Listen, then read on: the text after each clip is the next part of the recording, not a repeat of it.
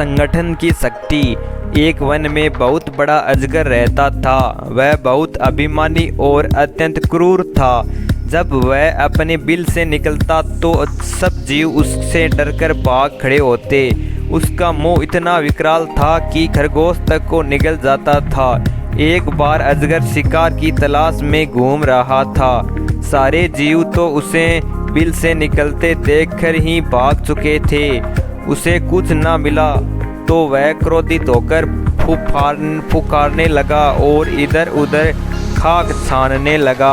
वहीं निकट में एक हिरणी अपने नवजात शिशु को पत्तियों के ढेर के नीचे छिपाकर समय भोजन की तलाश में दूर निकल गई थी। अजगर की पुकार से सूखी पत्तियां उड़ने लगी और हिरणी का बच्चा नजर आने लगा।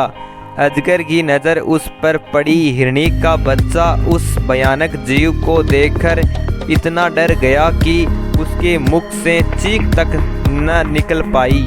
अजगर ने देखते ही देखते नवजात हिरण के बच्चे को निगल लिया। तब तक हिरणी भी लौट आई थी, पर वह क्या करती, आंखों में आंसू भर दूर से अपने बच्चे को काल का ग्रास बनते देखती रही। हिरणी के शोक का ठिकाना न रहा। उसने किसी न किसी तरह अजगर से बदला लेने की ठान ली। हिरणी की एक नेवले से दोस्ती थी। शोक में डूबी हिरणी अपने मित्र नेवले के पास गई और रो रो कर उसे अपनी दुख भरी कथा सुनाई। नेवले को भी बहुत दुख हुआ। वह दुख भरे स्वर में बोला, मित्र, मेरे बस में होता तो मैं उस नीच अजगर के 100 टुकड़े कर डालता, पर क्या करे, वह छोटा मोटा सांप नहीं है जिसे मैं मार सकूं। वह तो एक अजगर है, अपनी पूंछ की फटकार से ही मुझे अधमरा कर देगा। लेकिन यहाँ पास में ही चींटियों की एक बम्बी है, वहाँ की रानी मेरी मित्र है, उससे सहायता मांगनी चाहिए।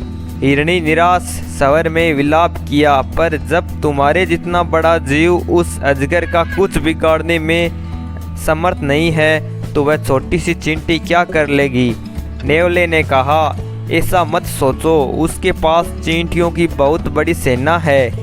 संगठन में बड़ी शक्ति होती है। हिरणी को कुछ आशा की किरण नजर आई। नेवला हिरणी को लेकर चिंटी रानी के पास गया और उसे सारी कहानी सुनाई। चिंटी रानी ने सोच विचार कर कहा, हम तुम्हारी सहायता करेंगे। हमारी बाम्बी के पास एक संकरीला नुकीले पत्थरों भरा रास्ता है। तुम किसी तरह उस अजगर को उस रास्ते से आने पर मजबूर करो, बाकी काम मेरी सेना पर छोड़ दो। नेवले को अपनी मित्र चिंटी रानी पर पूरा विश्वास था, इसलिए वह अपनी जान जोखिम में डालने पर तैयार हो गया। दूसरे दिन नेवला जाकर सांप के बिल के पास अपनी बोली बोलने लगा। अपने शत्रु की बोली सुनते ही अजगर क्रोध में भरकर अपने बिल से बाहर आया। नेवला उसी संघरे रास्ते वाली दिशा में दौड़ा। अजगर ने पीछा किया। अजगर रुकता तो दे नेवला मुड़कर फुफकारता और अजगर को गुस्सा दिलाकर फिर पीछा करने पर मजबूर करता। इसी प्रकार नेवले ने उसे संकरीले रास्ते से गुजरने पर मजबूर कर दिया।